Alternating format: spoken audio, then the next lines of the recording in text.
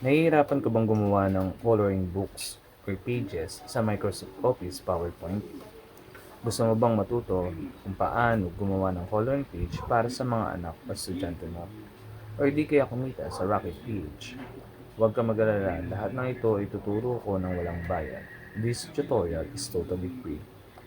So, pili ka muna ng sizes na gusto mo. So, ako ay prepared ko ngayon ay yung flyers.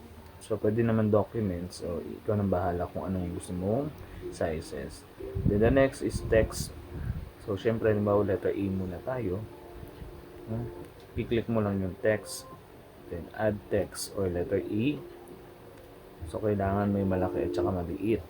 So, pili ka ng font style or font size na gusto mo. So, ako ay prepared ko is Comic Sans since nabata yung pagbibigyan natin ng coloring book. So, pwede mo position yung text. Depende sa kung anong gusto mo. Pwede sa taas, pwede sa baba. So, kailangan nakahalo. Huwag kalimutang ihalo yung effects ng letters so that they can color it.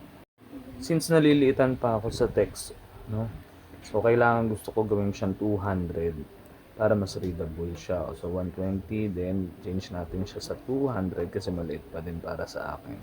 So, angat lang natin siya ng konti para mas makita ng bata na letter A lahat ng mga objects na ilalagay natin or lahat ng mga pictures na ilalagay natin ay nagsisimula sa letter A or sounds A. Para makapaglagay tayo ng image or coloring page, so kailangan i-click natin yung elements, then mag-search tayo sa taas.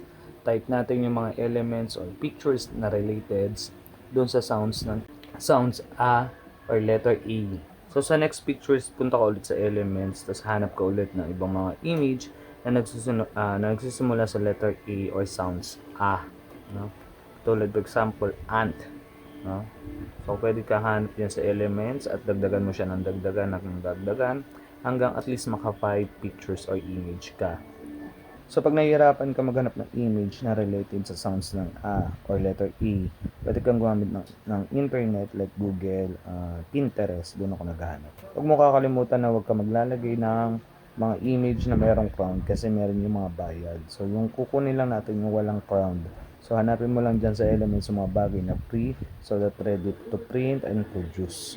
Tulad ng sinabi ko noon, so pwede mong laruin yung sizes, no? Pwede mong dagdagan yung image, depende sa gusto mo, no?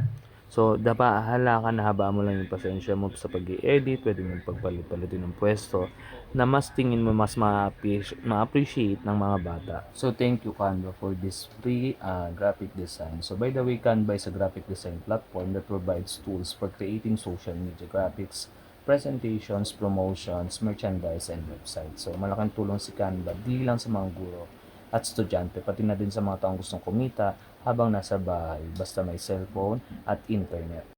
So, ganito lang kadali gumawa ng coloring page, no? So, tatandaan lang, number 1, open the canva.com or Canva app, click create, choose your sizes, or kung ano mang gusto mong sizes, mas malaki, mas maliit, no? Since para sa mga bata ang coloring book, I prepared na malaki.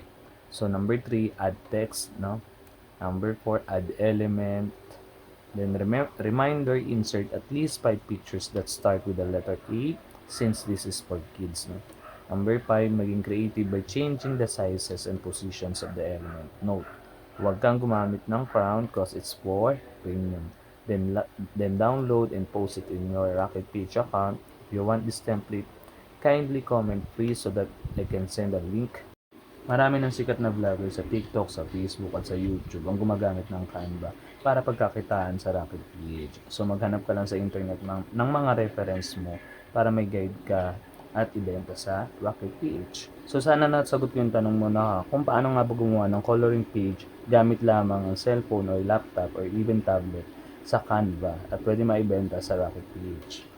So by the way, kung hindi ka pa nakasubscribe sa aking YouTube channel, kindly like this video and comment down below yung mga bagay o video na gustong pang matutunan sa Canva at sa Rocket Page. By the way, may ginawa pala akong video lesson about paano nga ba gumawa ng cover page para sa coloring book natin. So, link in the descriptions below. So, bago ko tapusin ang video na ito, ano nga ulit yung 5 paraan sa paggawa ng coloring page, comment down below. So, pwede mo rin i-comment kung ano yung video lesson na gusto mong gawin natin sa susunod. See you in my next vlog. Bye-bye. See ya.